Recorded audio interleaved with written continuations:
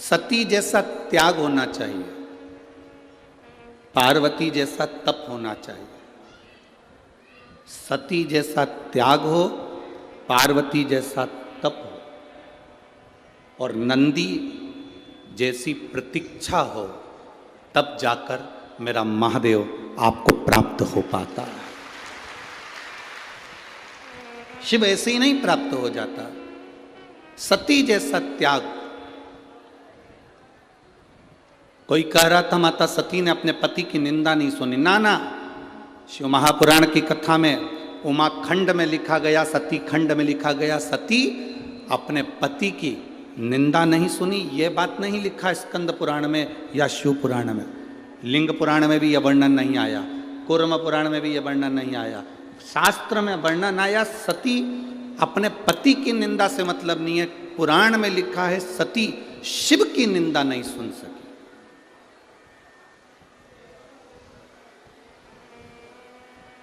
यहां पति शब्द नहीं लिखा। आपके पास में अगर गीता प्रेस गोरखपुर की शिव महापुराण की पोथी हो तो उसको पढ़ना। उसमें लिखा, ये नहीं लिखा कि सती अपने पति की निंदा नहीं सुन सकी। ये कहीं नहीं लिखा। उसमें लिखा कि सती शिव की निंदा नहीं सुन सकी। सती भगवान शंकर की निंदा नहीं सुन सकी। और आपसे भी निवेदन है, कहीं शंकर की निंदा हो रही हो, कहीं शंकर का अपमान हो रहा हो, कहीं शिव के लिए अपशब्द कहे जा रहे हो, कहीं शंकर भगवान के लिए आड़ा टेढ़ा बोला जा रहा हो, वहां से उठकर चल दो। वहां हमें नहीं बैठना। रामायण किस किस ने पढ़ी है और रामायण किस किस ने सुनी है और रामायण टीवी पर किस किस ने देखी है? हाथ उठाओ जरा। सबने देखी है, सबने सुनी है, सबने पढ़ी है। धन्यवाद आपको कि आपने रामायण का अध्ययन किया, पढ़ा, स्मरण किया। रामायण में एक लंका में प्रवेश श्री हनुमान जी महाराज करते हैं तो लंकनी से मिलन होता है।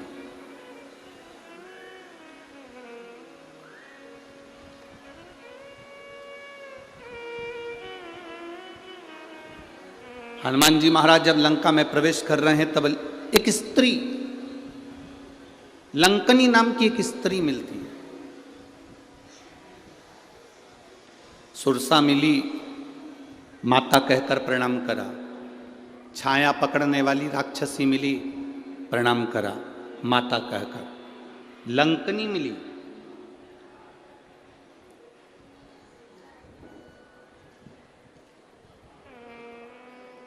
क्या हमारा शास्त्र,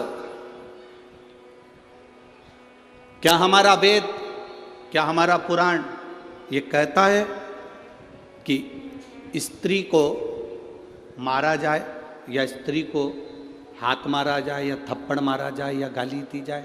किसी वेद में, किसी पुराण में, किसी शास्त्र में ऐसा वर्णन नहीं है।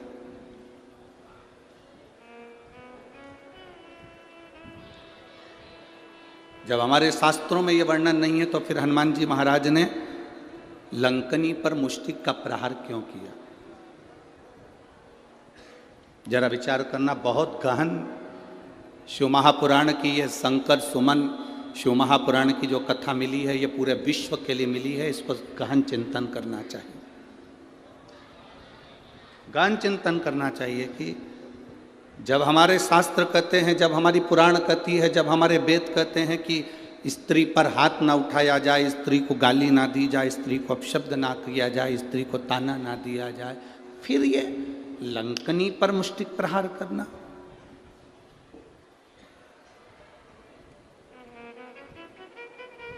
लंकनी पर मुष्टिक प्रहार। कौन है ये लंकनी? कौन है ये स्त्री जो लंका के दरवाजे पर खड़ी है और इंतजार कर रही है श्री हनुमान जी महाराज का कि एक बानर आएगा, मुझे स्पर्श करेगा, मेरे ऊपर मुष्टिक का प्रहार करेगा और मेरे प्राण छूटेंगे? कौन है? शिव की निंदा ना करें, शंकर की निंदा ना सुने। शंकर की निंदा कहीं हो रही हो, शंकर की निंदा कहीं चल रही हो, कोई शंकर के लिए अपशब्द कह रहा हो, तो बड़े से बड़ा विद्वान भी अगर शंकर की निंदा कर रहा हो तो वहां मत बैठना। हम तो यहां तक कहेंगे, कोई विद्वान से विद्वान व्यक्ति भी अगर शंकर की निंदा कर रहा हो तो उस कथा को छोड़कर चले जाना, अपने को नहीं सुनना, शंकर की निंदा ही नहीं सुनना। कोई शिव की निंदा करता मिल जाए तो बिल्कुल मत सुनो, वहां से उठकर चले जाओ। लंकनी कौन थी? ब्रह्मलोक के प्रथम दरवाजे की द्वारपाल थी ये लंकनी।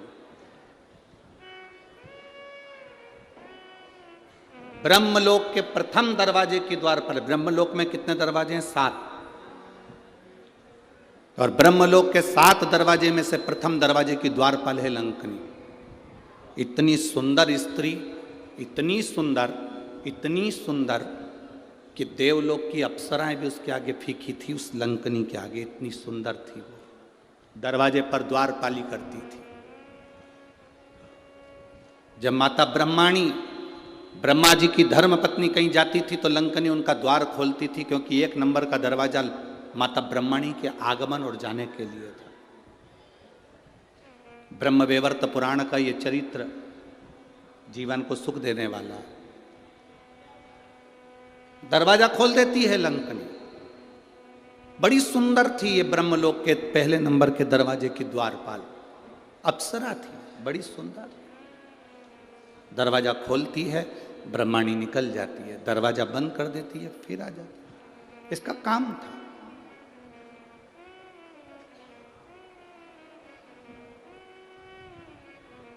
आप में से कई लोग ऐसे होंगे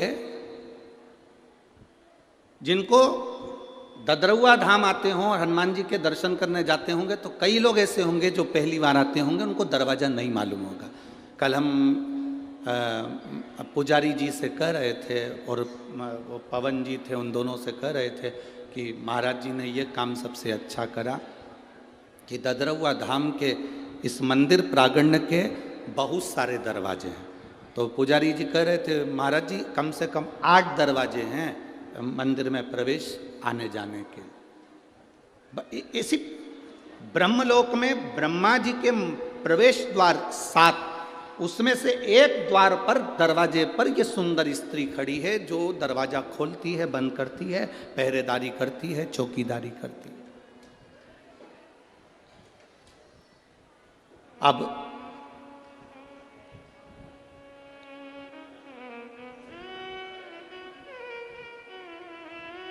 एक बार इंद्र एक दरवाजे से ब्रह्मा जी के पास जा रहे थे, भगवान नारायण ब्रह्मा जी के पास दूसरे दरवाजे से जा रहे थे, गरुण वरुण सारे देवता एक एक दरवाजे से जा रहे थे। एक दरवाजा ऐसा था जो 1 नंबर का दरवाजा था, वो खुला था। ब्रह्मा जी क्या सभा लग रही है, ब्रह्मा जी क्या सभा होने वाली है, ब्रह्मा जी क्या मीटिंग होने वाली है, सब देवता आमंत्रित हो रहे हैं और उसी आमंत्रण में भगवान शिव भी प्रवेश कर रहे हैं।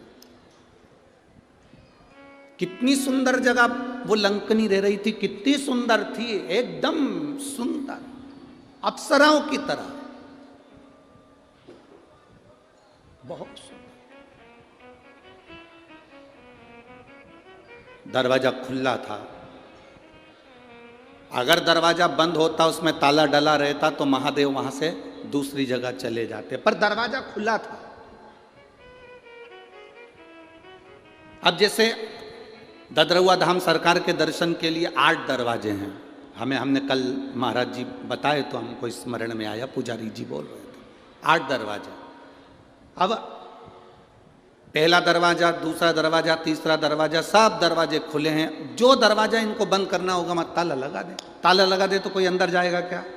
जम के तो बोलो, जाएगा कोई अंदर? नहीं जाएगा। कोई वहाँ इंतजार करेगा कि दरवाजा खुलेगा तब मैं अंदर जाऊंगा? कोई नहीं इंतजार करेगा। ताला लगाए, कोई है नहीं, कोई नहीं आएगा, अपन दूसरे दरवाजे से चलो। पहले नंबर के दरवाजे पे पहुंच गए, दूसरे नंबर के दरवाजे पे पहुंच गए, तीसरे पे पहुंच गए। दर्शन करने के लिए जो दरवाजा खुला था उन दरवाजे पर अपन पहुंच गए।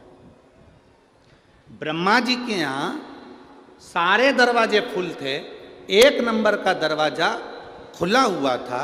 अगर ब्रह्मा जी को बंद करना था या ब्रह्माणी को बंद करना था तो इस दरवाजे में भी ताला लगा कर रखना था, तो शिव वहां नहीं जाते, उनको नहीं मालूम था। पहली बार ब्रह्मलोक में प्रवेश करे, प्रवेश करते से ब्रह्मलोक में जैसे ही ब्रह्मा जी के उस लोक में प्रवेश कर रहे थे, शिव जी ने देखा कि कौन सा दरवाजा खाली है, उस द्वार में से भगवान शंकर प्रवेश करने लगे। जैसे ही प्रवेश करा, प्रवेश करते से उस द्वारपालिनी ने शिव जी को रोका।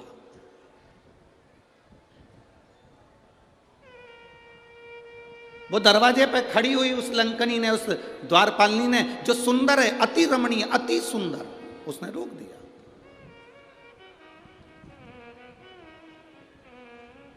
अब शिव ओघड़दानी इस दरवाजे से प्रवेश क्यों कर रहे हैं? शंकर भगवान इसलिए प्रवेश करे क्योंकि इसी दरवाजे से भगवान विष्णु भी गए थे, इसी दरवाजे से इंद्र भी गए थे, इसी दरवाजे से कुबेर भी गए थे। तब इस सुंदर स्त्री ने उनको नहीं रोका। पर जैसे ही देवाधिदेव महादेव दरवाजे पर आए, आते से ही उस सुंदर स्त्री ने महादेव को साधारण सा पुरुष जाना और आवाज लगा कर कहा, ए बाबा, आवाज लगा कर कहा, ए बाबा। ये भस्म रमाकर, गले में सांप पटक कर, जटा बांध कर, त्रिपुंड लगाकर, रुद्राक्ष पहनकर कहां अंदर जा रहे हो? वो साधारण स्त्री शंकर भगवान को जानती थी कि ये शिव हैं। वो स्त्री जानती थी, अप्सरा जानती थी कि ये शंकर हैं। पर शिवजी सोने का मुकुट पहनकर नहीं आए थे, शिवजी अंबर पीतांबर पहनकर नहीं आए थे। शंकर भगवान एकदम सिंपल, एकदम साधारण, एकदम सहज आए थे।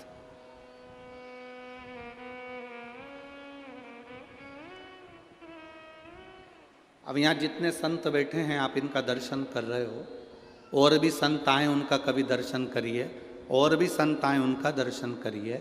जितने उधर बैठे हैं उन संतों का भी दर्शन करिए, और भी कुंभ के मेले में जाने के बाद में आप कुंभ के मेले में दर्शन करिए संतों का। कोई भस्म चढ़ाया हुआ है, जटाजूट बांधा हुआ है, मृगछाला पहना हुआ है, रुद्राक्ष पहना हुआ है, किसी संत को कभी हल्के में मत लो। हमने कह दिया ये बड़े हैं, वो छोटे हैं, ये बड़ा है, वो छोटा, ना ना ना ना, ये हमारी दृष्टि है कि हम बड़ा छोटा करते। संत, साधु, गुरु और अग्नि, अग्नि देखिए, आग कभी छोटी नहीं होती। आग घास के पूले पर कपड़े में, कागज में छोटी सी चिंगारी भी पटक दो, पूरा मकान जलाकर राख कर देती है, पूरा मकान। संत, साधु, गुरुजन, ब्राह्मण जन, अग्नि साधारण नहीं होती, छोटी से छोटी अग्नि भी पूरे मकान को जलाने की सामर्थ्यता रखती है। छोटे से छोटा संत भी राम नाम, कृष्ण नाम, शिव नाम में इतना डूबा रहता है कि दुनिया के पाप को जलाने की सामर्थ्यता रखता है। हम उसको ले लेते हैं हल्के में। नहीं, साधारण संत होंगे, हाओ पंडित जी का छोरा होगा, हाओ ऐसा होगा, हाओ वैसा होगा, ना ना ना ना।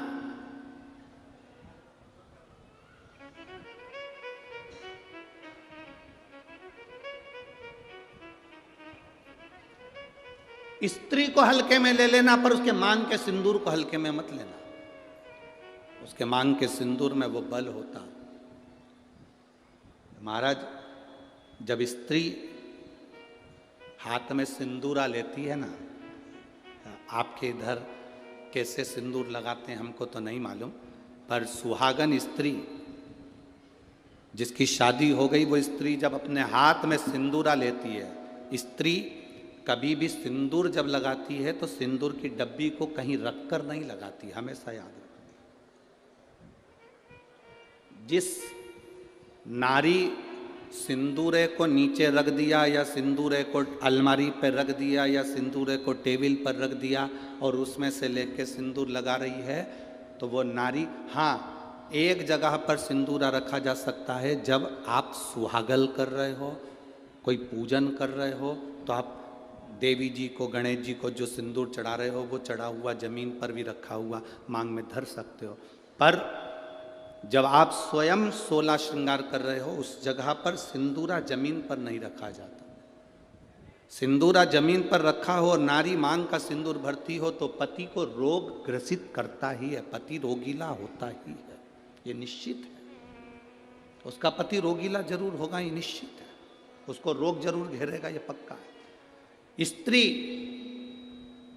जब सिंदूरा में, यहां तक शास्त्र प्रमाण देता है कि एक दुल्हन पहली बार जब मांग भरती है और पति उसकी मांग भरता है तो पति के भी हाथ में सिंदूरा पकड़ाया जाता है और पति अपने हाथ से उस मांग को भरता है। पति के हाथ में सिंदूरा पकड़ाया जाता है। वो सिंदूरा साधारण नहीं है।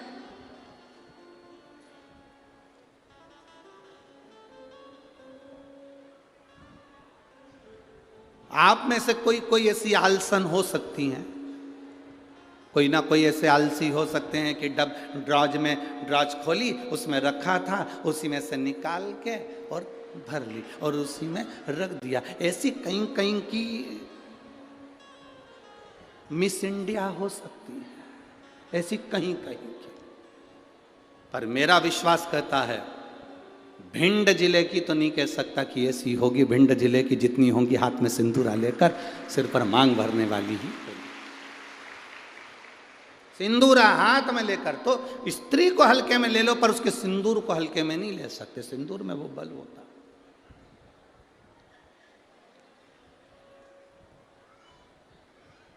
एक कौन सा राक्षस है जिसका संहार, वो कौन सा राक्षस है जिसका संहार एक स्त्री ने मांग के सिंदूर से अपने दूसरे प्रतिबिंब को प्रकट कर कर मारा था? वो कौन सा राक्षस है? ऐसा कौन सा राक्षस जिसको वर था कि वो स्त्री के हाथ से मरेगा और स्त्री अपने मांग के सिंदूर से, उस सिंदूर से अपनी परछाया प्रकट कर लेती है और परछाया से मारती है? वो एक ही राक्षस था, मुल्कासुर। कौन सा राक्षस? मुल्कासुर। उसको माता जानकी जी ने मारा था, लंका में जाकर मारा था, लंका के दरवाजे पर। कौन था मुल्कासुर? कुंभकर्ण की पत्नी का पुत्र, कुंभकर्ण का बेटा। कुंभकर्ण की जो पत्नियां थी उसमें से एक करकटी थी जिसका पुत्र भीम था। उस भीम को शिवजी ने मारा था तो वो भीमा शंकर बन गया था। और कुंभकर्ण का एक बेटा था मुल्कासुर, जो जन्म लेने के बाद मूल में हुआ था तो उसको भिगवा दिया गया था, जिसको सीता जी ने मारा था, माता जानकी जी ने मारा था। मांग के सिंदूर में कितना बल होता है।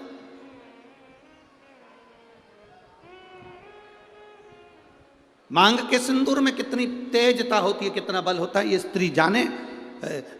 स्त्री आज के ज़माने में तो ऐसी पेंसिल आ जाती है, वह पेंसिल से ऐसी लाइन लाइन खींच लेती है और पेंसिल से लाइन खींचा और काम खत्म, बस।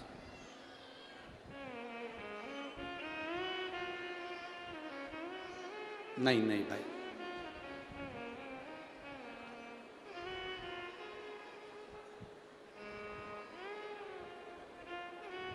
आप में से आप लोगों ने देखा कि नहीं देखा, बड़े बड़े घर के लोग भले मांग भरने में संकोच करें, सिंदूर लगाने में संकोच करें, पर तुम्हारे यहाँ पर कोई काम करने वाली आई हो ना, तुम्हारे यहाँ कोई बर्तन मांजने वाली आई हो, वजन ढोने वाली, ईंट रखने वाली, फावड़ा गेती रखने वाली, रेत भरने वाली, वो काम करने वाली स्त्री को देखना। एक पैसे वाले के यहाँ की नारी भले मांग भरने में संकोच कर सकती है, पर एक गरीब स्त्री कभी मांग भरने में संकोच नहीं करती, वो मांग भर कर चलती है।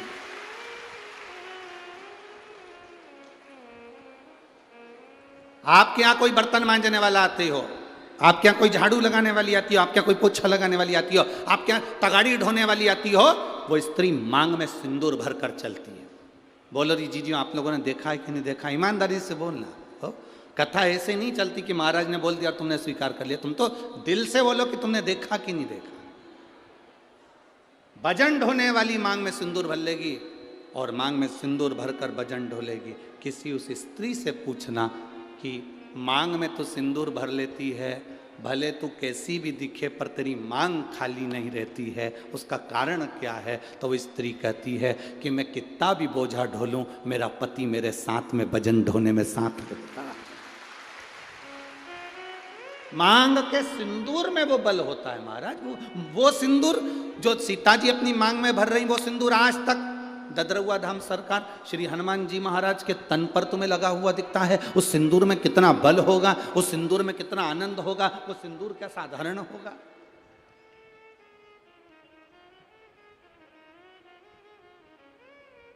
उसको पहचानो, उसको जानो।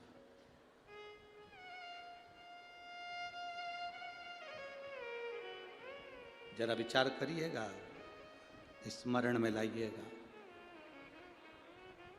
वो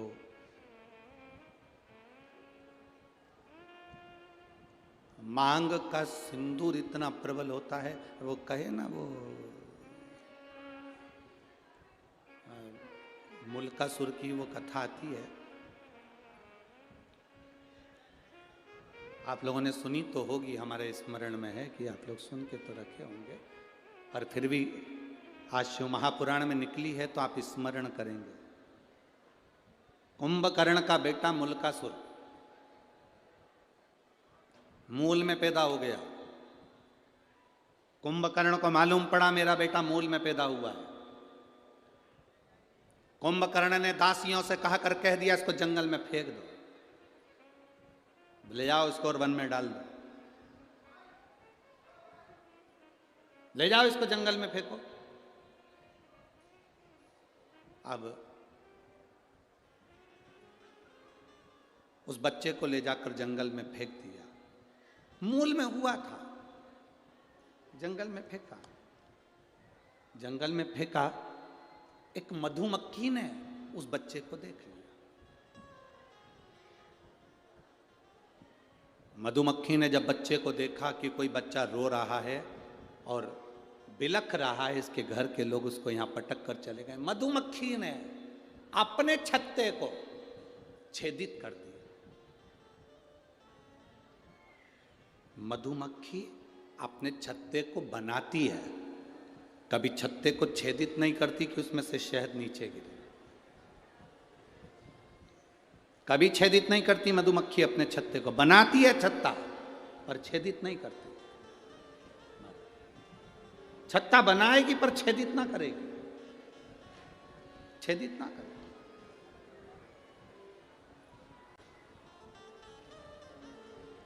मधुमक्खी ने अपने छत्ते को छेदित कर दिया, शहद नीचे टपकने लगा। वो जो मुल्कासुर था, कुंभकर्ण का जो बेटा था मुल्का, वो नीचे सोया था, रो रहा था, मुंह में शहद उसके जाने लगा। मुल्का धीरे धीरे धीरे धीरे रोना बंद कर दिया। दूसरी मधुमक्खी आ गई, तीसरी मधुमक्खी आ गई। बहुत सारी मधुमक्खियों ने उस बालक को पाल पोस कर बड़ा करा और उसका नाम मुल्का। कुंभकर्ण का बेटा। कुंभकर्ण के दोनों बेटों का चरित्र बड़ा विचित्र है। एक करकटी से पैदा हुआ भीम, जिसको शिव जी ने मारा था तो भीमा शंकर, मेरे भोलेनाथ का 12 ज्योतिर्लिंग में से एक ज्योतिर्लिंग भीमा शंकर बना। और दूसरे नंबर ये मुल्का।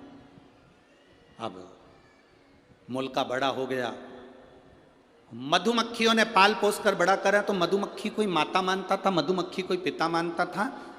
एक मधुमक्खी से उस मुल्का ने पूछा, मां, अब देखो हमारा सनातन धर्म कितनी सुंदर बात कहता है, मानो तो मैं गंगा मां हूं, ना मानो तो बहता पानी।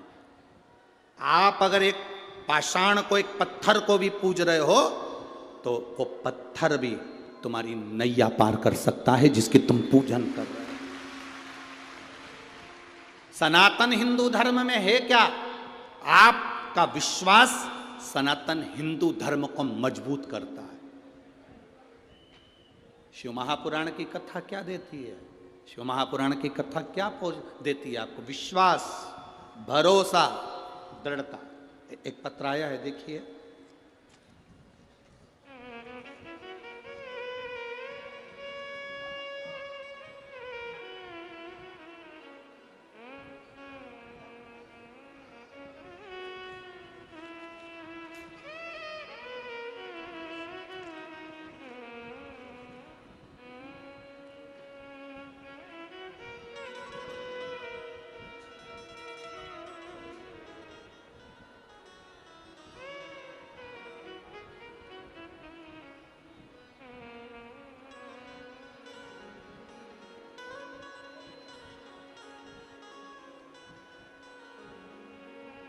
भरोसा देखिएगा।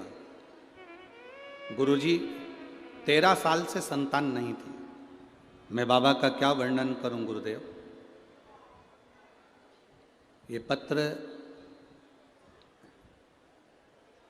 में हरि सरकार मारुति नंदन महाराज मिश्रा जी के हाथ से भेज रही हूँ।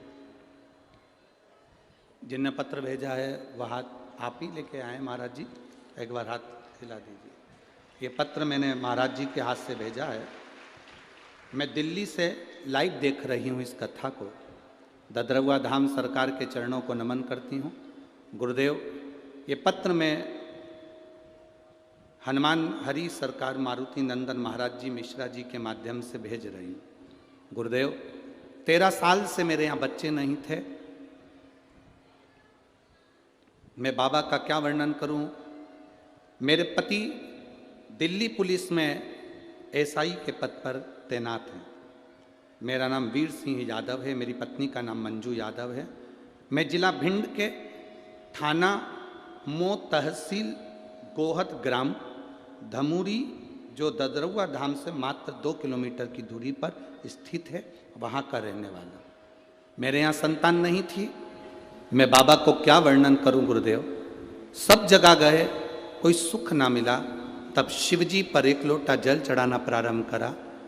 तब मेरी पत्नी ने मुझसे कहा, तो मैंने मेरी पत्नी से कहा, क्या शंकर जी पे जल चढ़ाने से औलाद हो जाती है, संतान हो जाती है? अगर ऐसा होता तो पूरा विज्ञान फेल हो जाता, पूरा साइंस फेल हो जाता। फिर भी गुरुजी, मेरी पत्नी मुझे रोज पानी का लोटा हाथ में पकड़ाती, मैं शिव जी को चढ़ाता। डॉक्टरों ने तो 13 साल से जांच करी और हर बार यही कहा कि तुम्हारे यहाँ कभी संतान नहीं होगी। मेरी पत्नी और मैं शिव जी को जल चढ़ाकर वहीं बैठकर पी लेते। आपने कहा था नंदी के पास बैठकर शंकर का दर्शन करा करो और शिव जी से जो कहोगे नंदी सुनेगा और वो देगा। सफ़ेद आंकड़े की जड़ का प्रयोग करा, शिव जी पे चढ़ा हुआ जल पीना प्रारंभ करा। बाबा की कृपा क्या होती है गुरुदेव। 16 अक्टूबर 2023 के दिन सोमवार को मेरे यहाँ पुत्र रत्न की प्राप्ति हुई है। मैं बाबा को दंडवत करता हूँ, प्रणाम करता हूँ। बैठिए महाराज, प्रणाम आपको। शिव कृपा इसी को कहते हैं। केवल एक सनातन हिंदू धर्म ऐसा है, भारत की भूमि पर सनातन धर्म ऐसा है जो पत्थर में भी प्राण देता है। सनातन हिंदू धर्म केवल ऐसा है जो विश्वास को पक्का करता है, भरोसे को दृढ़ करता है और परमात्मा का दर्शन करता है। आप में से कई माताएं ऐसी बैठी हैं जिन्होंने पशुपति व्रत करा होगा और बाबा ने दिया होगा, एक लोटा जल चढ़ाया होगा, बाबा ने दिया होगा। ददरवा धाम आए होगे तो हनुमान जी ने दिया होगा। संसार में जन्म लिया है तो हमने उस परमात्मा की भक्ति करी और उससे हमें मिला, विश्वास के बल पर।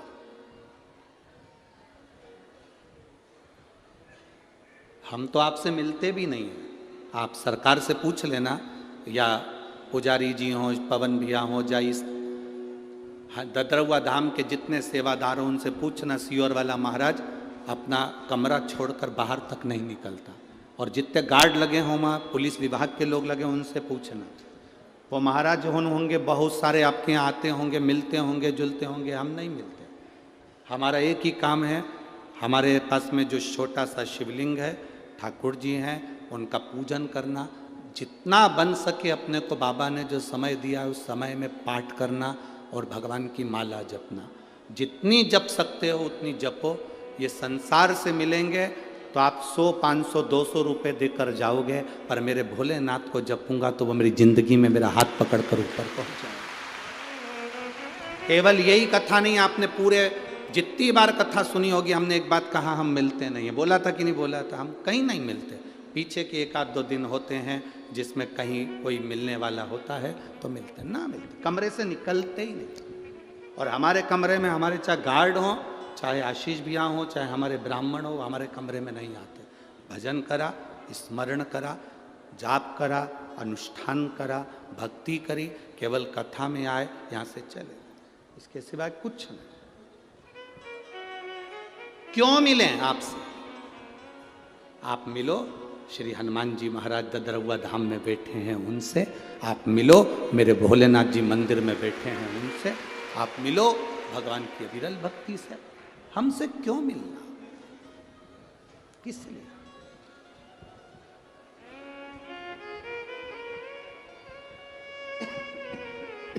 आप उसकी भक्ति करो, आप उसका भजन करो, आप उसका स्मरण करो। जितना जितना भजन का बल बढ़ेगा, जितना जितना भजन का बल बढ़ेगा, आपको कहीं जाने की जरूरत नहीं पड़ेगी। भोलेनाथ ढूंढता ढूंढता टार्च जलाकर तुम्हारे पास पहुंचेगा कि तू भजन कर रहा है। आपको नहीं जाना है कहीं पर, वो आएगा, शिव स्वयं।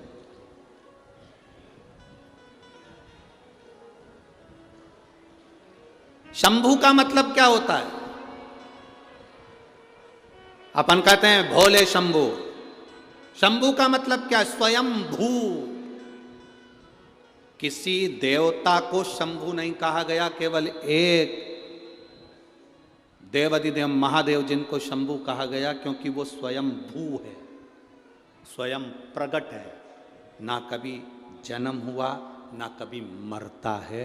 वो दुनिया के साथ में आज भी है, कल भी रहेगा। ब्रह्मांड नष्ट भी हो गया तो शिव रहेगा, बाकी का सब स्वयंभू है वो, इसलिए उसको शंभू कहा गया।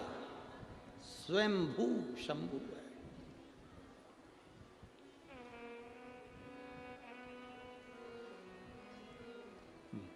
मुल्का को मधुमक्खी ने छेद कर कर, अब आपका विश्वास क्या कर रहा है? क्या एक मधुमक्खी मां बन सकती है? वो भी एक इंसान के बच्चे की, मनुष्य के मानव के बच्चे की?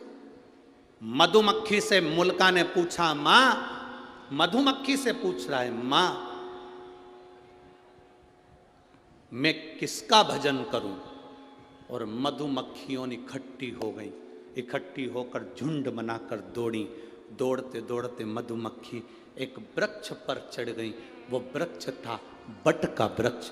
जिस बट के वृक्ष को मुल्का ने देखा तो बट वृक्ष को याद किया मुल्का ने।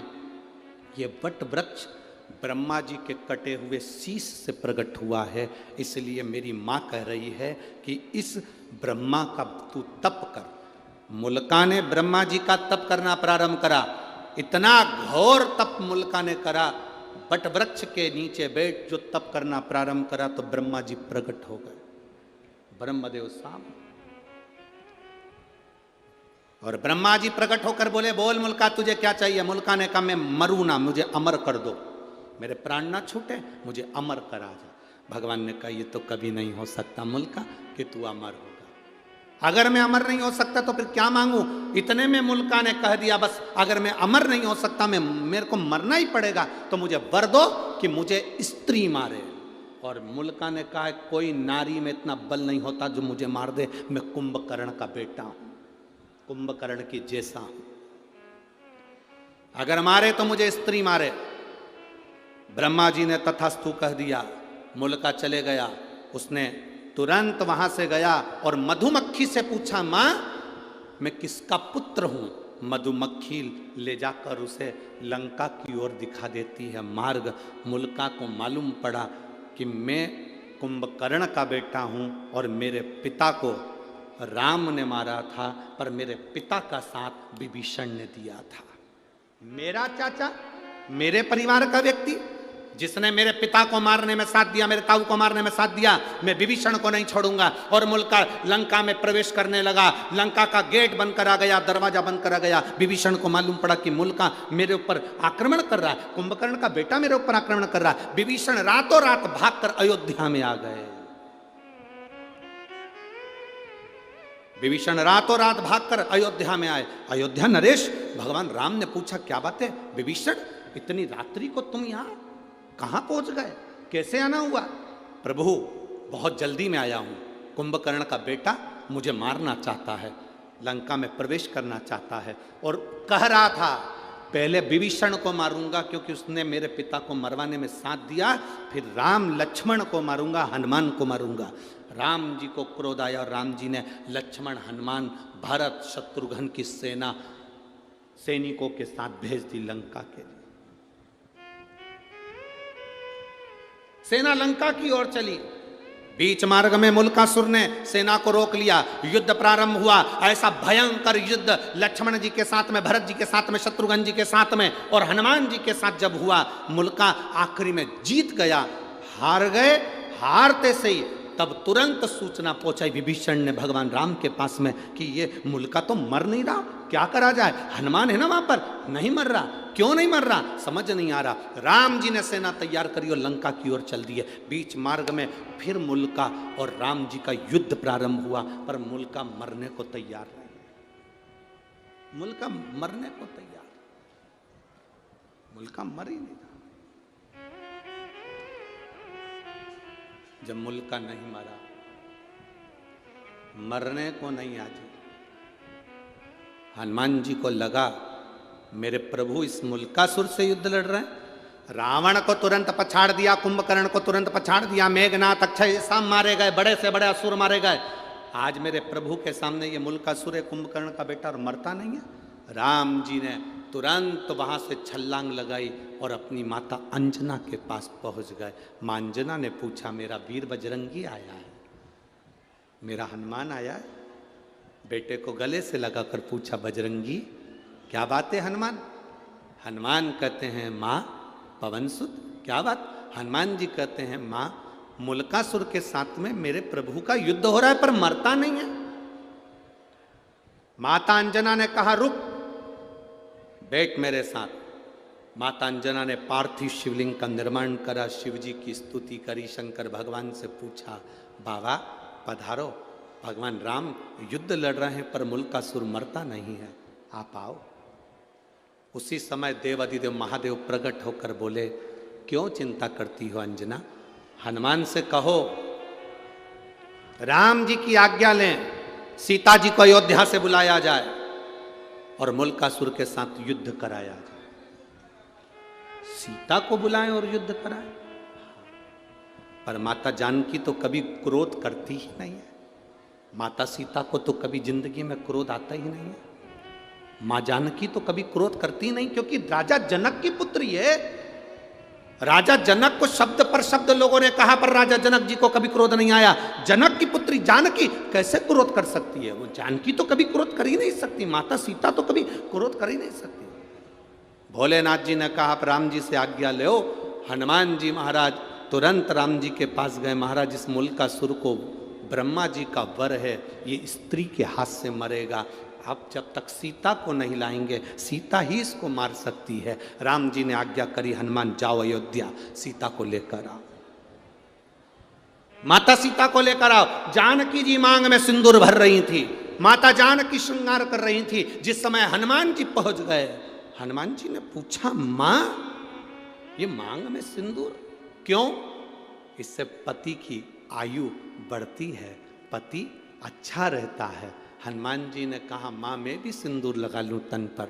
हनुमान जी लगाए तन पर सिंदूर। माता जानकी जी से कहा माँ जल्दी श्रृंगार करिए, मेरे साथ चलिए, राघव जी ने, मेरे प्रभु ने आपको बुलाया है, राम जी ने आपको बुलाया, स्वामी ने बुलाया है।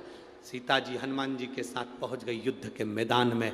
राम जी ने कहा जानकी ये सामने जो मुल्कासुर खड़ा है इसको तुझे मारना है। सीता जी कहती है मुझे तो क्रोध आता ही नहीं, मैं कैसे मार सकती हूं, कैसे मार सकती हूं? सीता जी को क्रोध नहीं आ रहा था, मैं कैसे मारूं?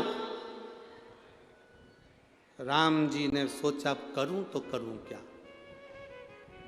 मेरे राघव जी ने शिव जी का स्मरण करा, बाबा हे रामेश्वरम, हे शंकर अवघड़दानी आप पधारो। बाबा ने आकर पूछा क्या बात है राघव जी? राघव जी कहते हैं ये सीता को क्रोध नहीं आ रहा। सीता को क्रोध नहीं आएगा तब तक मुल्कासुर मरेगा नहीं। तुरंत भोलेनाथ जी ने कहा मेरा 11वां रुद्र उतारे हनुमान। शिव और शक्ति कभी अलग नहीं होते। हनुमान भी शिव और शक्ति का प्रतिबिंब है। हनुमान का जो शरीर है वो शिव है और हनुमान की जो पूंछ है वो शक्ति है। हनुमान का शरीर शिव है और हनुमान की जो पूंछ है वो शक्ति है। हनुमान का शरीर शिव है और जो पूंछ है वो पार्वती है। एक काम करो हनुमान, जहां से सीता जी निकलकर रथ के ऊपर चढ़े वहां तुम्हारी पूंछ से तुम थोड़ी सी बुआरी लगा देना, झाड़ू लगा देना। थोड़ी सी बुआरी, थोड़ी सी झाड़ू अपनी पूंछ से लगा देना, थोड़ी सी बुआरी।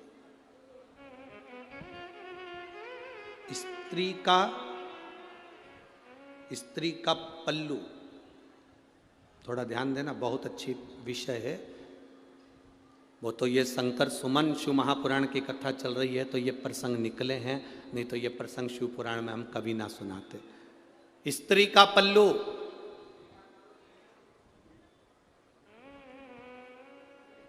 एक माता का पल्लू,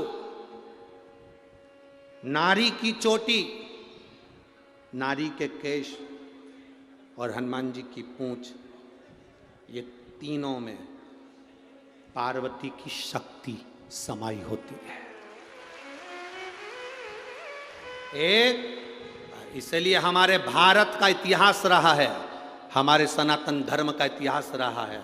माताएं जब अपने बच्चे को रोता हुआ देखती है तो अपने पल्लू से ऐसी ऐसी नजर उतार देती। बोलो री जीजियो, सही है कि गलत है?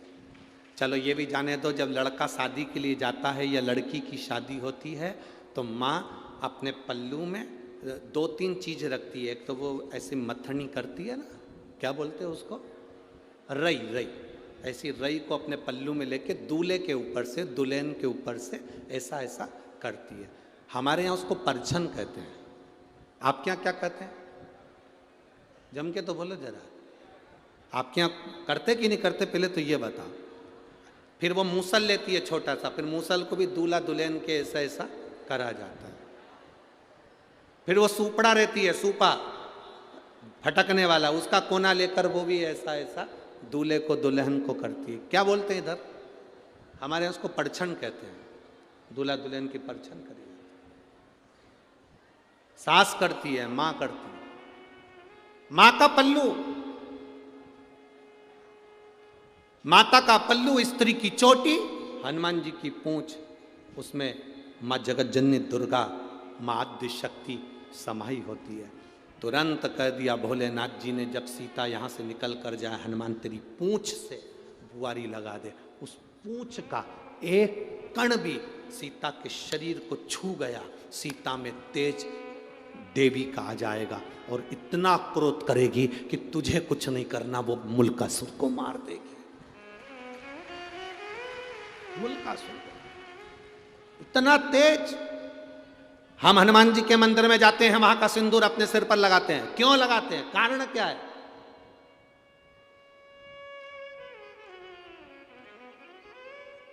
हम हनुमान जी के मंदिर में जाकर उनका सिंदूर लेकर अपने सिर पर लगा रहे हैं। हनुमान जी के सिर पे से सिंदूर नहीं लेते हैं। लेते हैं? अरे बोलो तो जम के। हनुमान जी के कान के पास से सिंदूर नहीं लेते हैं। हनुमान जी की छाती पर से सिंदूर नहीं लेते, हनुमान जी के हाथ के पास से सिंदूर नहीं लेते, हनुमान जी के चरणों से सिंदूर लेते हैं, क्योंकि पूंछ नीचे रहती है। उसका चरण मात्र में भी अगर कोई अंश आया होगा तो हमारा कल्याण हो गया होगा।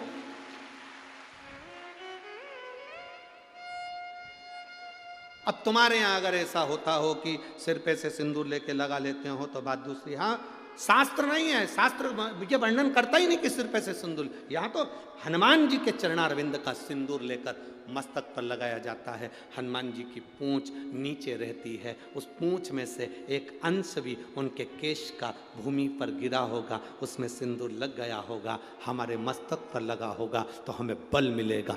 बल मिलेगा तो संसार से लड़कर हम आगे निकल जाएंगे।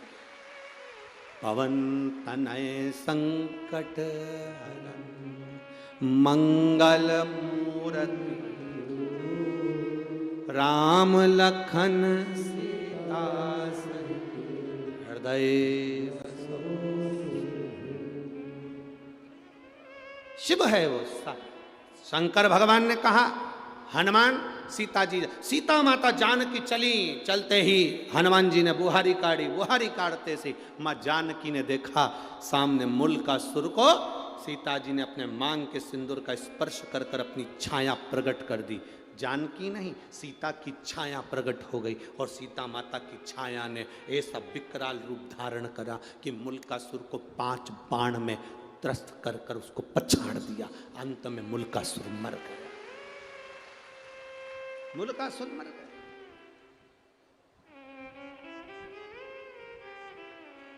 समाप्त। शिव शिव है, शंकर ओघड़ी है। महाराज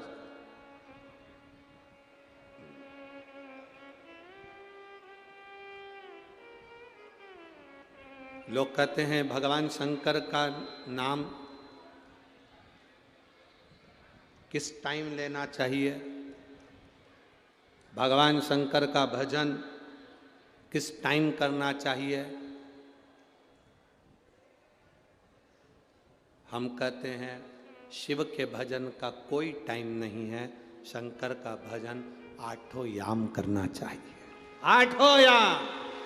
जब तुम्हारा मन करे तब शिव जपो, जब तुम्हारा मन जपे, मन कहे तब राम जपो, जब तुम्हारा मन कहे तब तुम सीता जपो, जब तुम्हारा मन कहे तब कृष्ण जपो, जब तुम्हारा मन कहे तब भगवान का भजन करो। 8 याम सीता राम 24 घंटे हर पल हर घड़ी जपना चाहिए। तो किसी ने कहा, एक महाराज जी प्रवचन में कह रहे थे कि सुबेरे शाम जपना चाहिए।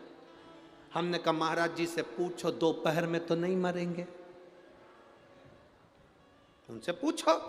जो तुमसे कहते हैं कि केवल सुबह शाम भगवान का भजन करना चाहिए, उनसे पूछा जाए क्या दोपहर में नहीं मरोगे कि रात को नहीं मरोगे। जब तुम्हारी श्वास चल रही है, 21,600 श्वास इस शरीर में से जो निकल रही है, 3.5 करोड़ रोम छिद्र इस शरीर के जो आनंद दे रहे हैं, हर घड़ी हर पल हर क्षण जपो।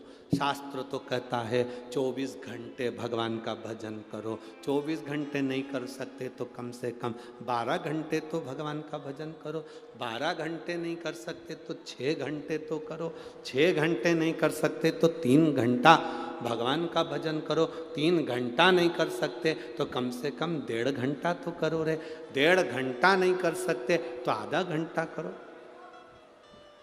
आधा घंटा भी अगर भगवान का नाम नहीं ले सकते तो 15 मिनट लो। 15 मिनट भगवान का नाम भजन नहीं कर सकते तो 5 मिनट करो। 5 मिनट नहीं कर सकते तो 1 मिनट करो। और 1 मिनट भी अगर भगवान का भजन नहीं कर सकते तो चुल्लू भर पानी में डूब मरो।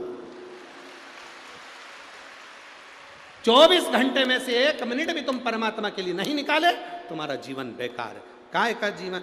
ददरौआ धाम के नजदीक में रह रहे हो, 8-10 किलोमीटर 40-50 किलोमीटर दूरी के रह रहे हो, और उसके बाद भी सोच रहे हो कथा में जाऊंगा, कथा में जाऊंगा, कथा में जाऊंगा। बाबा ने कितनी कृपा करी, ये सोचो। गुरु महाराज को धन्यवाद देना कि कितनी बड़ी कृपा भोलेनाथ ने करी, जो यहाँ कथा का आयोजन शिव ने करवा दिया। जरा विचार करिए, सोचिए। शिव बिना कुछ। ओघड़ी है शंकर, ओगड़दानी है शंकर, त्रिकालदर्शी है शिव, करुणा सागर है शिव।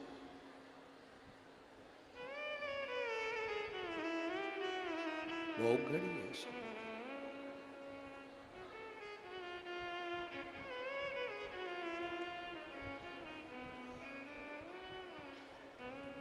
महाराज जहाँ जगह मिले वहां बैठ जाओ।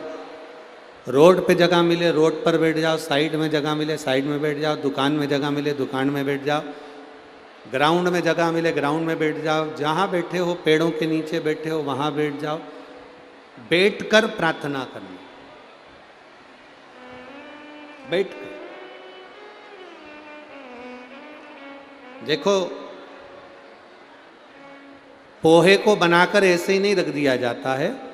पोहे की कढ़ाई को गर्म पानी पर रखा जाता है, गर्म पानी के भगोने पर रखा जाता है, जिससे पोहा गर्म रहे। पोहा गरम रहे उसके लिए उसको गरम पानी के भगोने पर, पात्र पर उसे रखते हैं, गरम।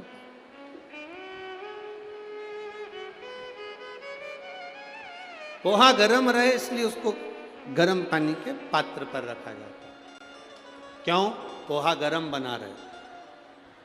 जब हम श्री शिवाय नमस्तुभ्यम बोलते हैं कथा के पंडाल में, जहाँ कहीं भी आप लोग टीवी पर कथा सुन रहे हो, फेसबुक यूट्यूब पर कथा सुन रहे हो, जहाँ कहीं भी कथा को श्रवण कर रहे हो, बैठकर बोलने का इसलिए कहते हैं जिससे उस भूमि का बल, उस भूमि का तेज आपके अंदर प्रवेश करे और शिव बाबा ओघड़दानी मेरा शंकर आपके भंडार भरे, आपके ऊपर कृपा करे।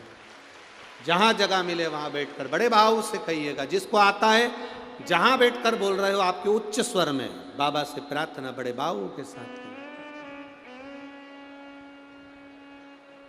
श्री शिवा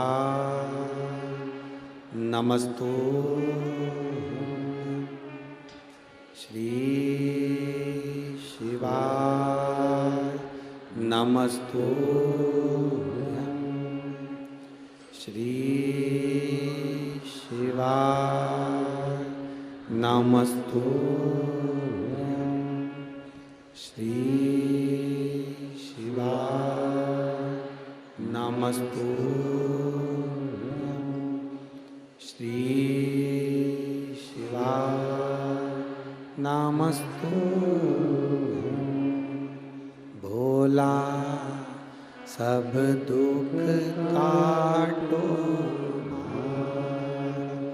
ओ भोला सब दुख काटो, शिव शंकर जपूं तेरी माला, भोले बाबा जपूं तेरी माला, भोला सब दुख काटो, ओ भोला सब दुख काटो। वेश है मंगलकारी, वेश है मंगलकारी, शमशान वासिया, शमशान वासिया, ओ भोला सब दुख काटो, ओ भोला सब दुख काटो।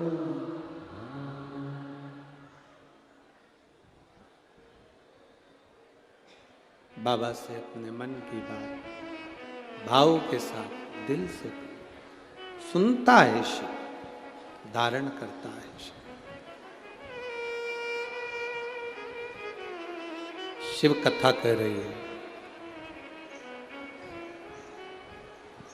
शिव महापुराण वर्णन कर रही है, शंकर भगवान का चरित्र कर रहा है।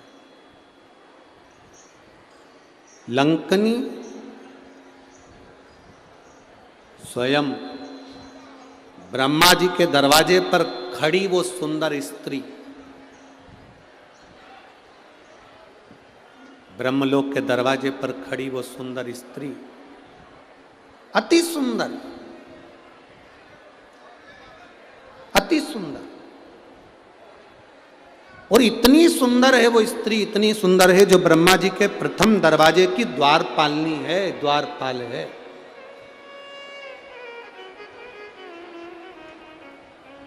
जो ब्रह्मा जी के प्रथम दरवाजे की द्वार पर, भगवान ब्रह्मा जी के दरवाजे से, उस द्वार से इंद्र भी गए, उस स्त्री ने नहीं रोका। भगवान नारायण भी गए, नहीं रोका।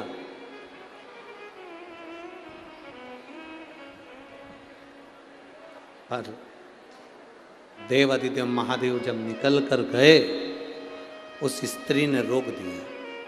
हे बाबा, अरे बाबा, कहा कहाँ जा रहे हो?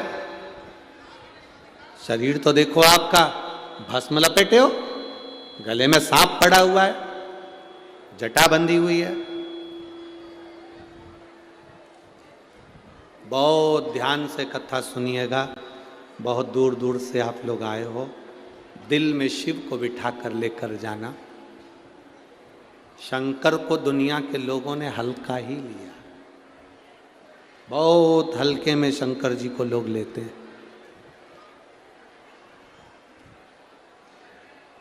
मेरा ओघड़दानी, मेरा शंभु, मेरा त्रिकालदर्शी, कैलाशी, अविनाशी को कभी हल्के में मत।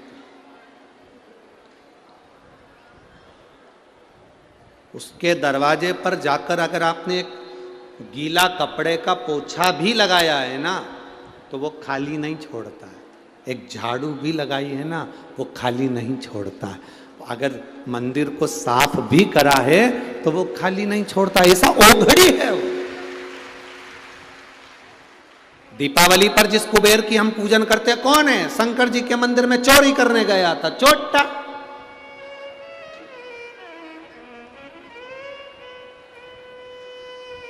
वो तो चोरी करने गया था, चोरी का सामान देख रहा था कि मंदिर में से क्या चुराऊं। अंधेरा था, दिया जल रहा था टिमटिमाता हुआ।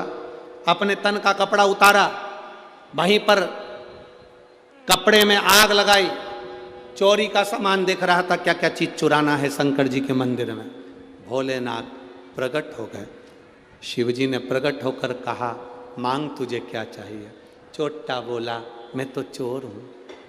शंकर जी बोले, भले तू चोट्टा है, पर मेरे मंदिर में आज तूने शिवरात्रि के दिन प्रकाश कर दिया, उजाला कर दिया, मैं भी तेरी जिंदगी में उजाला करना चाहता हूं। मांग मांग, तुझे चाहिए क्या? अब भोलेनाथ जी ने उसको कुबेर की सिंहासन दे दिया, चोर को कुबेर बना दिया, चोर को कुबेर। गया चोर ऊपर कुबेर के सिंहासन पर, कुबेर बैठा था, उससे कहा उतरो नीचे, ये कुर्सी हमारी है। उतरो नीचे, ये कुर्सी हमारी है, उतर जाओ जल्दी से नीचे, यहां पर उतरो। कुबेर ने कहा, भाई देख हम कैसे उतर जाएं, भला जरा बता, ये कुर्सी तो हमारी है। नहीं, भोलेनाथ जी ने ये कुर्सी मेरे को दी है, शंकर जी ने कुर्सी मुझे दी है। भोले बाबा ने कुर्सी मुझे दी है, तुम उतरो। कुबेर नीचे उतरा, रोता रोता कुबेर इंद्र के पास गए। इंद्र ने कहा, इस मामले में हम कुछ नहीं बोल सकते, इस मामले में हम कुछ नहीं बोल सकते। रोता रोता कुबेर भगवान विष्णु के पास गए। भगवान विष्णु ने कहा, क्या हुआ? भगवान विष्णु बोले, इस मामले में हम कुछ नहीं कह सकते। रोता रोता कुबेर ब्रह्मा जी के पास गए। ब्रह्मा जी उनको लेकर भगवान विष्णु के पास चले गए। भगवान नारायण से कहा, प्रभु ये बात तो बहुत गलत है, जब कुबेर को कुर्सी मैंने दी थी तो फिर ये शंकर जी ने इसको कुर्सी कैसे दे दी, वो चोर को कुर्सी कैसे दे दी? भगवान विष्णु बोले, देखो ब्रह्मा जी, शंकर जी के मामले में हम नहीं बोल सकते, ध्यान देना, ब्रह्मा जी तुम्हारे भाग्य को लिख सकते हैं, विधाता तुम्हारे भाग्य को लिख सकता है, भगवान तुम्हारे भाग्य को लिख सकता है, पर केवल एक देव अधिदेव महादेव ऐसे हैं जो तुम्हारे भाग्य के लिखे को मिटाकर अच्छा लिख सकते हैं। अकाल मृत्यु वो मरे जो काम करे चंडाल का, और काल उसका क्या बिगाड़े जो भक्त हो मां। जो शिव का उपासक, उसको क्या चिंता?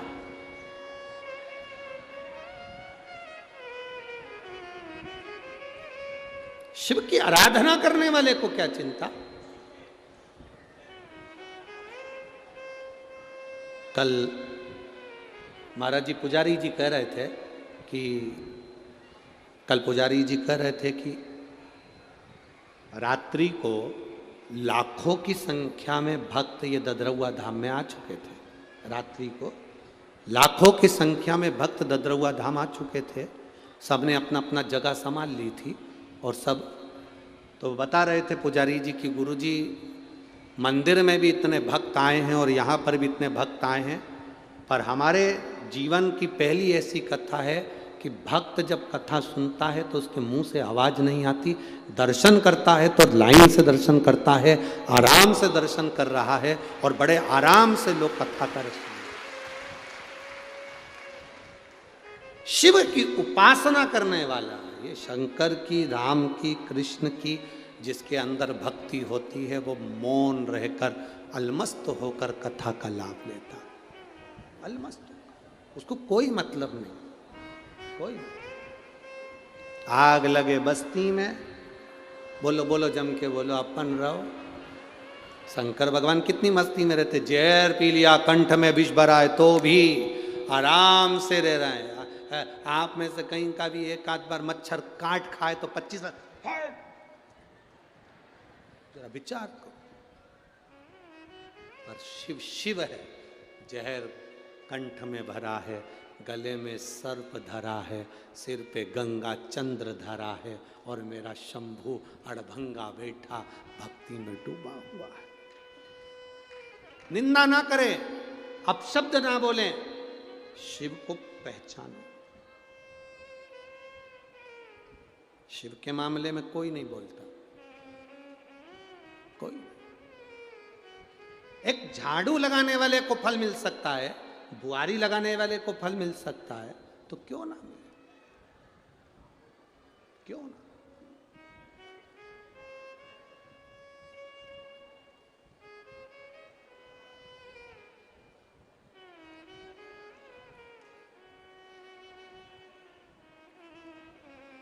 एक महिला ने एक पत्र लिखा है,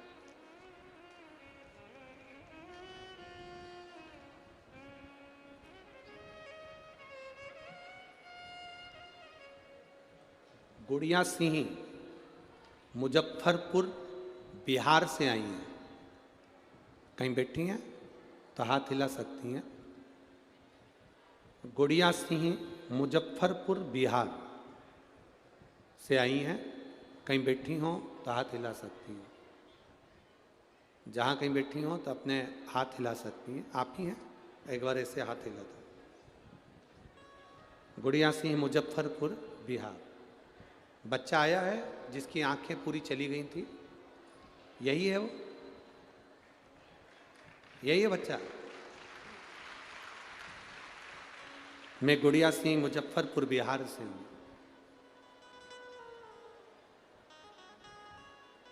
मैं पहली बार भोपाल की कथा में गई थी और वहाँ कथा के पंडाल में बाबा से कहकर आई थी, मेरे बच्चे की आँख में बहुत बड़ी बीमारी हो गई है, उसकी आँखों से दिखना बंद सा हो गया है, कुछ नहीं आता, बाबा संभाल लेना। गुरुजी आप कहते हो कथा के पंडाल में बोला गया बाबा सुनता है। मैं भोपाल की कथा में कही थी अगर मेरे बच्चा ठीक हो जाएगा तो मैं जहाँ भी कथा नज़दीक में होगी वहाँ जाकर बाबा को प्रणाम करूँगी। गुरुदेव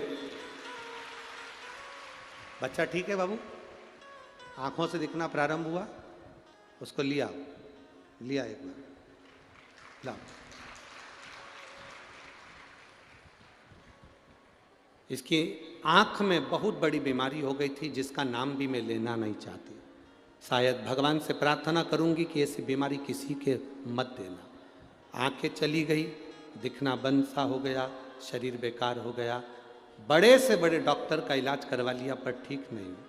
भोपाल की कथा में आई थी, बाबा को प्रार्थना करी थी। शहद वाला प्रयोग जो आपने बताया था गुरुजी, पीपल के पत्ते का दोना बनाकर शहद भरकर शिव को चढ़ाकर नैनों में लगाने का, मेरे बच्चे की आंख वापिस आ गई और जो बड़ी बीमारी हुई थी वो मिट गई है। मैं बाबा को यहाँ प्रणाम करने के लिए। औघड़ी है शंभु, औघड़ी।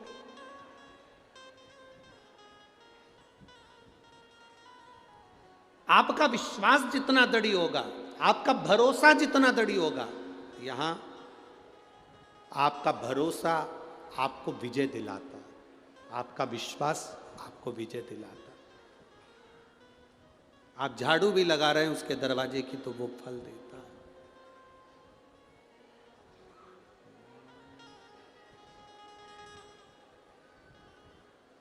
कहे जब से तेरा गुलाम हो गया, तब से मेरा भी नाम हो गया। जब से तेरा गुलाम हो गया, तब से मेरा भी नाम हो गया। वरना औकात क्या थी मेरी, वरना औकात क्या थी मेरी। सबसे बढ़िया है सबसे खरी, भोले बाबा तेरी नौकरी। सबसे बढ़िया सबसे। जब से तेरा गुलाम हो गया, तब से मेरा भी नाम हो गया। जब से तेरा गुलाम हो गया, तब से मेरा भी नाम हो गया। एक बार जोरदार ताली बजाओ। उस बच्चे को ऐसी बीमारी हो गई थी, इसकी दोनों आंखें चली गई थी और बीमारी इतनी विकराल थी, पर बाबा ने वापिस नेत्र दिए।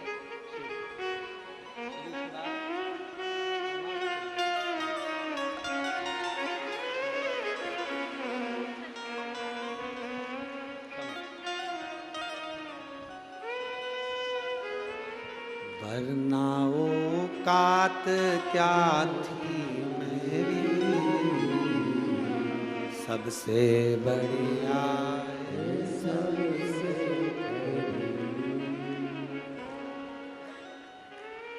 ये उसकी कृपा, उसकी उदारता। शिव निंदा ना करे, शंकर की निंदा भी ना सुने। भक्ति जितनी बढ़ा सकते हो उतनी बढ़ाओ, जितनी बढ़ा सकते। ए मेरी जीजियों, तुम्हारे पत्रों का ढेर लगा हुआ है, हम तो इतने पत्र पढ़ नहीं पाते, पर ये हमारा विश्वास करता है आप जितने लोग ददरौआ धाम में यहाँ कथा श्रवण करने के लिए आए हो, अगली कथा जहाँ कहीं भी नज़दीक में हुई ना, यहाँ पर आपके भी पत्र मिलेंगे कि मेरे बाबा ने मुझे ये दिया। मिले रोक दिया उस स्त्री ने, उस ब्रह्मा जी के दरवाजे पर खड़ी उस लंकनी ने, द्वारपालिनी ने रोक दिया। हट बाबा, कहाँ जा रहा? भस्म रमा कर, जटाजूट बांधकर, गले में सर पहनकर। किसी संत को, किसी साधु को, किसी गुरु को, किसी अग्नि को हल्का ना समझे। सांप को हल्का ना समझे, कर्जे को हल्का ना समझे, कर्जा भी हल्का ना समझे। 1 रुपया है, किसी का देना है, सबसे पहले दे दो। कर्जा भी हल्का ना समझो, सर्प को हल्का ना समझो, अग्नि को हल्का ना समझे, संत साधु गुरु जन को हल्का ना समझे महाराज, ब्राह्मण जन गुरु जन को हल्का ना समझे। मेरे भोले बाबा को हल्का ना समझे कि मेरा भोला बाबा तुमने हल्का समझ लिया। अरे अड़भंगा है, सारे देवता को अंबर पीतांबर सोना चांदी हीरा पन्ना सब चढ़ता है, सारे देवता को 56 भोग चढ़ता है, मेरे बाबा को 56 भोग भी नहीं लगता। 56 भोग भी मेरे बाबा को नहीं लगता, अंबर पीतांबर भी मेरे भोले बाबा को नहीं चाहिए। मेरे भोले बाबा को तो केवल तुमसे एक ही चीज चाहिए, 1 लोटा जल, सारी समस्या का हल। केवल आप अपने घर से 1 लोटा जल भर कर ले जाओ, अपने घर से जल लेकर जाओ। अपने घर से क्यों?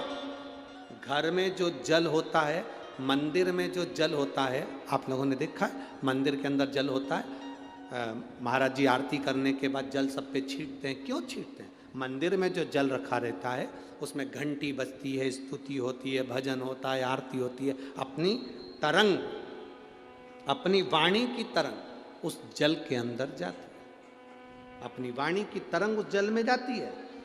जब आरती होने के बाद जल छीटा जाता है तो कैसी भी जीवात्मा उसको शांति मिलती है।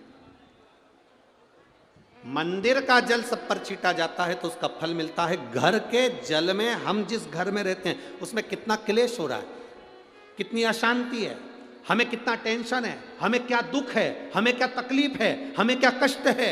जब हम घर में बात करते हैं, परिवार में बात होती है तो हमारी तरंग जल में जाती है। और घर का जल जब हम महादेव को चढ़ाते हैं तो अपनी सारी चिंता हम महादेव को छोड़ देते हैं, सारी चिंता।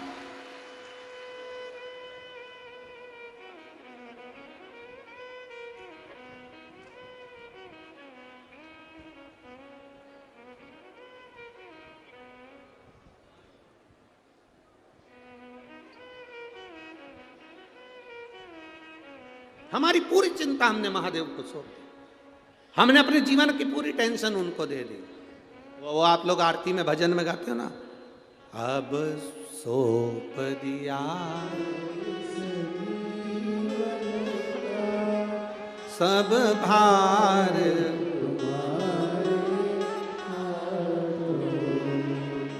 हे हार तुम्हारे हाथों में और जी तुम्हारे हाथों में। हम अपना पूरी चिंता, पूरा टेंशन, पूरा विचार भगवान को दे देते हैं और देते रहना चाहिए।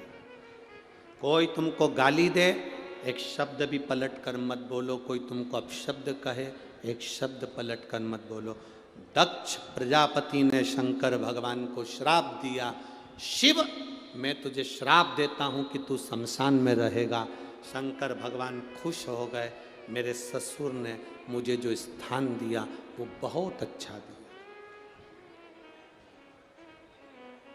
ससुर दामाद को प्लाट दिलाता है, उस प्लाट पर कोई कब्जा कर ले तो ससुर का मन दुखता है। दक्ष प्रजापति शंकर भगवान के ससुर हैं, उन्होंने शंकर भगवान को श्राप दिया कि तू शमशान में रहेगा। दक्ष प्रजापति ससुर ने शंकर भगवान को प्लाट भी दिया तो ऐसी जगह दिया जहां कोई कब्जा ही नहीं करेगा। वहां कौन कब्जा करने वाला?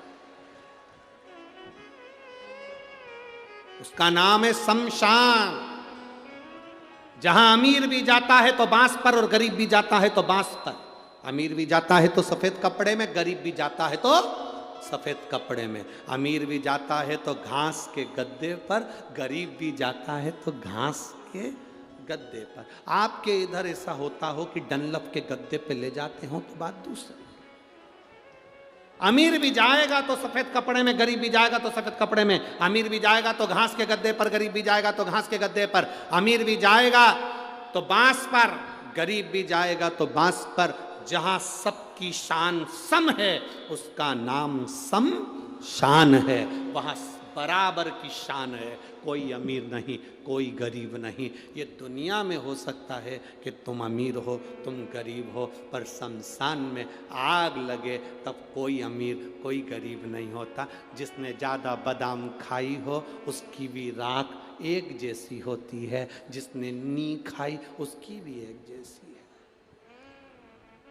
हो सकता है बादाम खाने वाले की राख थोड़ी क्वालिटी बान हो तो भर के रख लो, पर एक जैसा सम है। जब शंकर भगवान की दृष्टि में सम है तो फिर दुनिया क्यों भेद करती है? दुनिया ने भेद करा। ब्रह्मा जी के दरवाजे पर खड़ी हुई उस स्त्री ने, उस लंकनी ने, उस द्वारपालिनी ने भेद कर दी। ब्रह्मा जी के सामने खड़ी हुई उस प्रथम दरवाजे की उस स्त्री ने भेद करा। इंद्र जी को नहीं रोका, विष्णु जी को नहीं रोका, पर शंकर जी को रोक दिया। क्या अड़भंगे, क्या अड़भंग।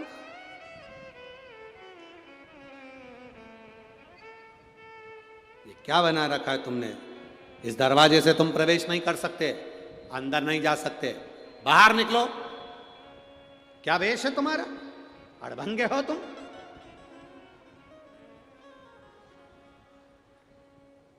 शिव तो मौन थे। शंकर कभी जवाब नहीं देता। शंकर का जो भक्त होता है ना, शिव की उपासना करने वाला होता है ना, वो कभी जवाब नहीं देता। आप उसको गाली दे दो, अपशब्द कह दो, ताना दे दो, वो कभी जवाब नहीं देगा, क्योंकि उसको भरोसा है। जवाब, छोटा सा बच्चा, मम्मी पापा हाथ पकड़ कर जा रहे हैं, बच्चे को कोई थप्पड़ मार दे, बच्चे को कोई अपशब्द कह दे, तो बच्चा मारेगा वापिस जवाब में कि माता पिता मारेंगे? बोलो बोलो, जम के बोलो जरा। बच्चा तो मारेगा नहीं, माता पिता चिल्लाएंगे, ए मेरी औलाद को कैसे हाथ लगा लिया, मेरे बेटे को कैसे छीन लिया, मेरे बेटे को कैसे गाली दे दी। माता पिता ने उठाया, 2 थप्पड़ दिया।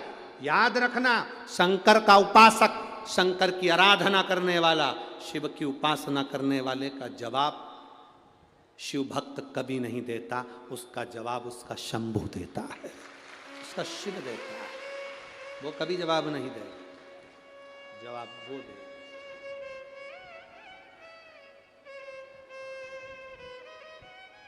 आपको जवाब नहीं देना, आप तो भजन करो, आप तो स्मरण करो।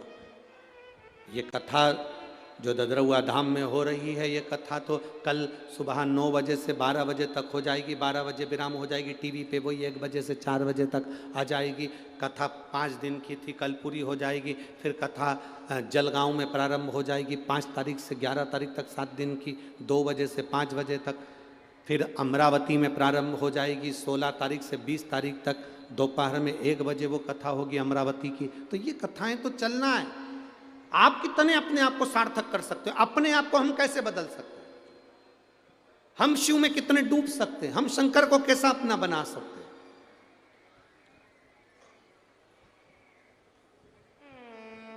जमीन अच्छी होगी, फसल अच्छी होगी। जमीन बेकार होगी तो फसल बेकार होगी। आपकी भक्ति अच्छी होगी तो भगवान फल भी अच्छा देता है। भक्ति गड़बड़ हुई तो फल नहीं मिला। भक्ति तो ठीक हो, आपका भजन का बल बढ़ाओ। राम राम रटते रहो जब तक घट में प्राण, कबहू तो दीन दयाल के भनक पड़ेगी। जपते रहो, पुकारते रहो, वो पुकारोगे वो सुनेगा। लोग कहते हैं शिव पुराण कितनी बार सुनना चाहिए, हम कहते हैं रोज सुनना चाहिए। और आप में से कई माताएं ऐसी भी होंगी जो रोज टीवी पर सुनती होंगी। कितनी है जरा हाथ उठाओ। अच्छा सबई धर लो वापिस धर लो जी।